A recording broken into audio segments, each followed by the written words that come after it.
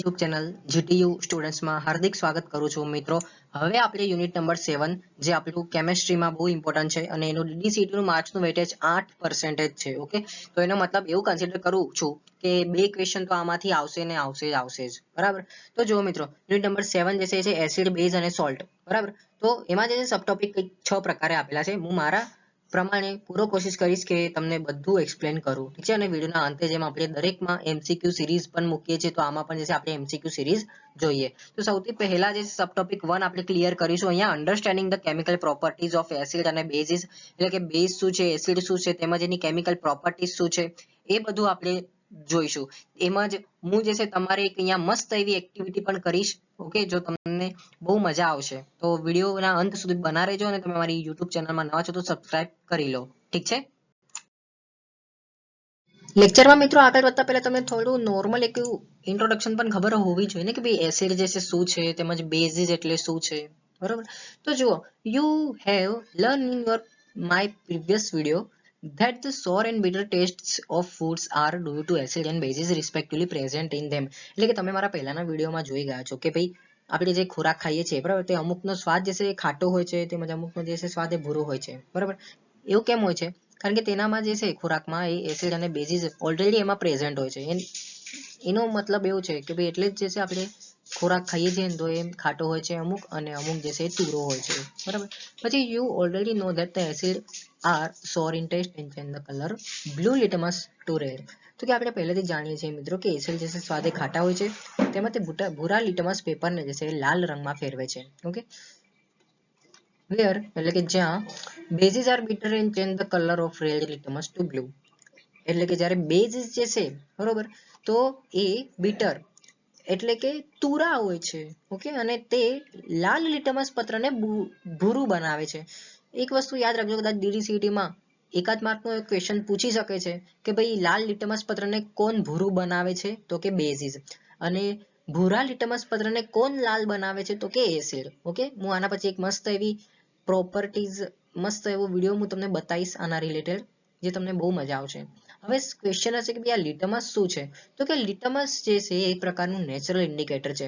હવે અગેન એક તમારા મનમાં ક્વેશ્ચન હશે કે ભાઈ કોઈ એક એવો એક્ઝામ્પલ તો આપો યાર નેચરલ ઇન્ડિકેટરનો, બરાબર. તો જુઓ, આપણે જે હળદર ખાઈએ છીએ, બરાબર, તો એક પ્રકારનું નેચરલ ઇન્ડિકેટર જ છે મિત્રો. તો મિત્રો જસ્ટ તમે આ વિડીયોને ઓબ્ઝર્વ કરો. ઓકે, પહેલું જે છે એસિડ છે, તેમજ બીજું જે છે એ બેઝ છે. આ તમારું લિટમસ પેપર છે.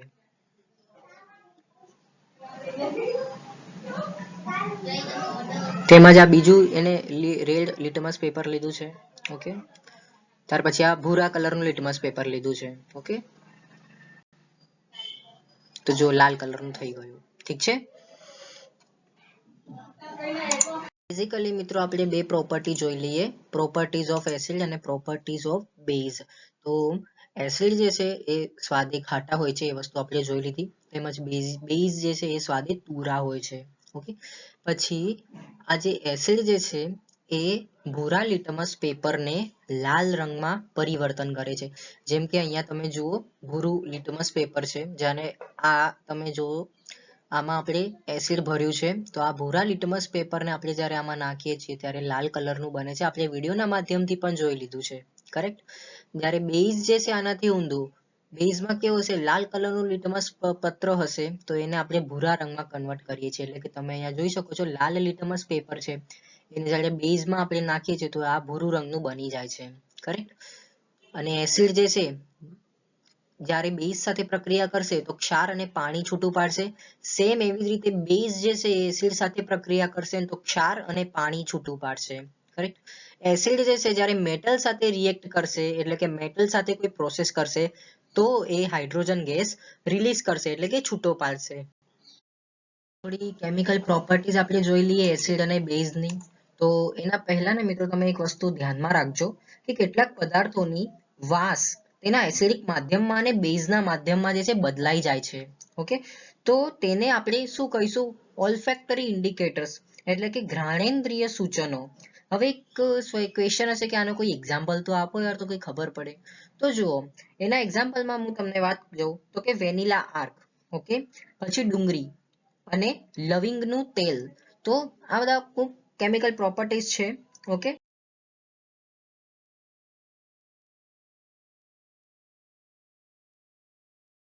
મિત્રો આપણને એસિડ અને બેઝના રાસાયણિક ગુણધર્મો સમજવા પડશે. ઓકે, તો એના માટે સૌથી પહેલા જે છે આપણે જોઈએ કે ભાઈ એસિડ અને બેઝ એ જે છે મેટલ સાથે કઈ રીતે પ્રક્રિયા કરે છે. રાઈટ, તો મેટલ જે છે એ એસિડમાંથી હાઇડ્રોજનનું વિસ્થાપન હાઇડ્રોજન ગેસ સ્વરૂપે કરે છે અને મેટલ જે છે એસિડ સાથે જોડાઈને સંયોજન બનાવે છે જેને આપણે ક્ષાર કહેવામાં આવે છે. ઓકે, સો એટલે કે આમ ધાતુની એસિડ સાથેની પ્રક્રિયા થવાની જે રિઝલ્ટન્ટ આપણને જોતું હોય, ઓકે, તો કંઈક આ પ્રકારે મળે છે. બી એસિડ જે છે મેટલ સાથે સંયોજાઈને શું બનાવે છે, ક્ષાર બનાવે છે અને હાઇડ્રોજન ગેસને જે છે સૂચો પાડે છે. ઠીક છે, તો એક્ઝામ્પલ તરીકે અગર મારે લખવું હોય તો હું આવી રીતે લખી શકું કે NaOH જે છે એ ઝીંક સાથે પ્રક્રિયા કરે છે જેને તમે એક મેટલ તરીકે કન્સિડર કરો. ઓકે, અને NaOH જે છે એ શું છે, એક પ્રકારનું એસિડ છે. ઠીક છે, તો આમ આપણને શું મળશે, સોલ્ટ એટલે કે ક્ષાર તરીકે Na2ZnO2 એટલે કે એને કહેવામાં આવે છે સોડિયમ ઝિંકેટ અને હાઇડ્રોજન ગેસ જે છે છૂટો પડે છે. ઓકે, સો આમ આપણે કહી શકાય કે you find again that hydrogen gas is form in the reaction. So આમ રિએક્શન તરીકે આપણને હાઇડ્રોજન ગેસ મળ્યો. તો હાઉએવર એટલે કે જો કે અમુક રિએક્શન જે છે આવું મેટલ્સમાં જે છે પોસિબલ નથી, એ પણ વસ્તુ તમે ધ્યાન રાખજો. ઓકે, તો મિત્રો આ તો જોઈ ગયા આપણે કે ભાઈ એસિડ અને બેઝ જે છે એ મેટલ સાથે કઈ રીતે પ્રોસેસ કરે છે. હવે જોઈએ કે ભાઈ આપણું એસિડ અને બેઝ જે છે એકબીજા સાથે કઈ રીતે રિએક્ટ કરે છે. રાઈટ, તો the effect of a base is nullified by the acid and vice versa. The reaction taking place is written as a એટલે કે જો એસિડ દ્વારા બેઝની અસર હોય કે પછી બેઝ દ્વારા એસિડની અસર નલિફાઈડ હોય છે એટલે કે નાબૂદ થાય છે. એને અગર મારે લખવું હોય તો NaOH plus HCl એટલે કે હાઇડ્રોક્લોરિક એસિડ આમ કમ્બાઈન થઈને એનું રિઝલ્ટન્ટ શું મળે, NaCl plus H2O. કરેક્ટ, તો the reaction between the acid and base to give us salt and water is known as a neutralization reaction. In general, a neutralization reaction can be written as a અહીંયા તમે જોઈ શકો છો ન્યુટ્રલાઇઝેશન એટલે શું કહેવામાં આવે છે કે આમ એસિડ અને બેઝ વચ્ચે પ્રક્રિયા થઈને શું મળે છે, તો કે ક્ષાર અને પાણી મળે છે. ઓકે, સોલ્ટ એન્ડ વોટર મળે છે. તો આવા પ્રકારની પ્રક્રિયાને આપણે તટસ્થીકરણ પ્રક્રિયા કહેવામાં આવે છે. શું કહેવામાં આવે છે, તટસ્થીકરણ પ્રક્રિયા. તો આમ મિત્રો આપણે તટસ્થીકરણ પ્રક્રિયા વિશે લખવું હોય તો હું આવી રીતે લખી શકું કે બેઝ વત્તા એસિડ, તો આમ મને શું મળ્યું, સોલ્ટ અને વોટર. તેમજ અહીંયા તમે આકૃતિમાં પણ જોઈ શકો છો જ્યારે હું એસિડ અને બેઝ બંનેને મિક્સ કરું છું તો મને જે છે સોલ્ટ અને વોટર જે છે એ મળે છે. રાઈટ, ઓકે, તો DDCD ના એક્ઝામમાં એક ક્વેશ્ચન પૂછાઈ ગયેલો હતો જે આપણે ભણ્યા ને બસ એના રિલેટેડ જ છે. તો જુઓ, which of the following is the example of weak acid. તો વીક એસિડ જે છે એ કોનું એક્ઝામ્પલ છે, તો આમ આપણે લખી શકાય કે ભાઈ એસેટિક એસિડનું જે છે એ એક્ઝામ્પલ છે. ઓકે, તો